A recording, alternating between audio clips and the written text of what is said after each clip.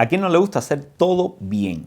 Pero nadie tiene ese calificativo con frecuencia. Interesante que en Marcos capítulo número 7 del 31 al 37, no los amigos, no la familia, no los discípulos, sino extranjeros tienen ese calificativo para Jesús. Dice allí, todo lo hace bien. Ahora, Marcos quiere tomar esta frase prestada de los extranjeros sobre Jesús a partir de uno de los milagros que hizo en una multitud, en este caso la del sordomudo.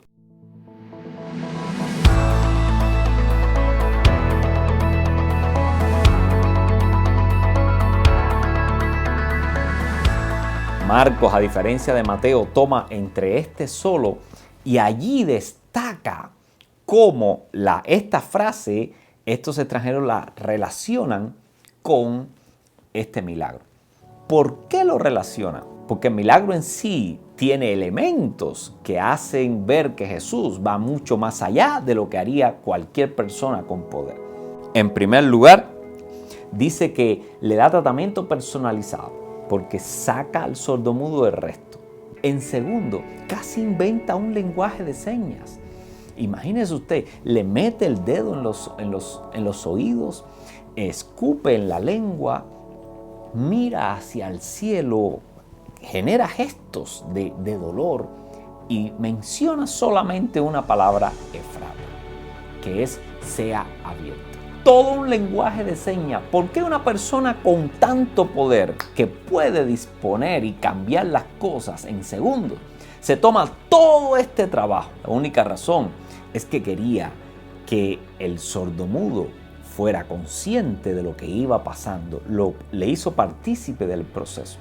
Aquí ya no vemos una persona con poder, sino una combinación extraña, una persona con poder y con una extrema sensibilidad casi que balancea a ese poder. Y el otro elemento del pasaje es el asombro que ven cuando esta persona, que por ser sordo no puede pensar porque no tiene materia prima para hacerlo, no escucha. Es muy fácil ver en un tartamudo elementos de persona con discapacidad. Imagínense de buenas a primera ver a aquella persona hablando claramente. No deja de impresionar siempre los efectos de esos milagros transformadores, creativos de nuestro Señor. Esos son elementos suficientes para hacer exclamar a estos extranjeros: realmente Jesús lo hace todo bien. Pero ahí no queda, porque el que está escribiendo, el que seleccionó este pasaje fue Marcos. El Espíritu entonces le guía para adicionarle otros elementos que nosotros en el Evangelio podemos descubrir. Entonces, allá va el primero, el contexto. Marcos nos adiciona en este pasaje algunos detalles. El primero está en el contexto. Nos dice que viene caminando con los discípulos. Los discípulos serán el trabajo que permitirá una sucesión en esto que Jesús está creando. Claro que lo hace bien. En segundo lugar, tenemos también el contexto, la mujer sirofenicia. Mire, tanto este sordomudo de Decápolis como la mujer sirofenicia eran extranjeros.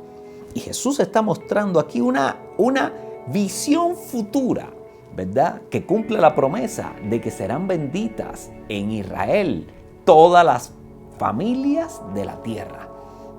Claro que estaba pensando en ti y en mí también. La razón es porque todo lo hace bien.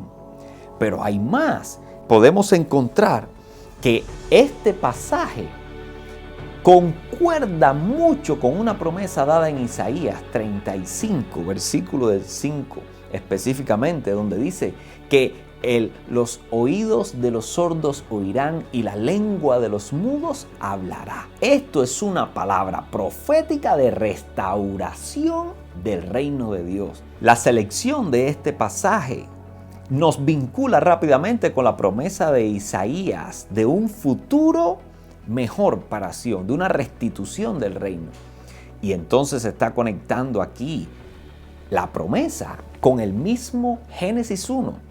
Porque el único que puede recrear las cosas es el que la creó en el principio. súmele otro elemento más de que Jesús hace las cosas bien. En el mismo pasaje Jesús termina diciéndole al sordomudo sano que no le diga a nadie lo que está sucediendo. Eso nos puede dejar a nosotros desorientados. Pero si usted conecta con lo que va a suceder más adelante, que narra, por ejemplo, Mateo, capítulo número 8, versículos 30 y 31, Jesús está preparando una fase de su ministerio, pero pronto iba a empezar a anunciar la segunda fase, que ya no tenía que ver con los milagros creativos que anunciaban al Mesías, sino también a la parte de la redención, porque eso es lo que venía a hacer el Mesías. El Mesías venía a redimir a la gente. Y esa era la parte que difícilmente los judíos podían entender del trabajo que venía a hacer el Mesías. Este pasaje nos está preparando para abrir el camino entonces a la redención, a explicar la redención. Eso es lo que Jesús está tratando de decir aquí.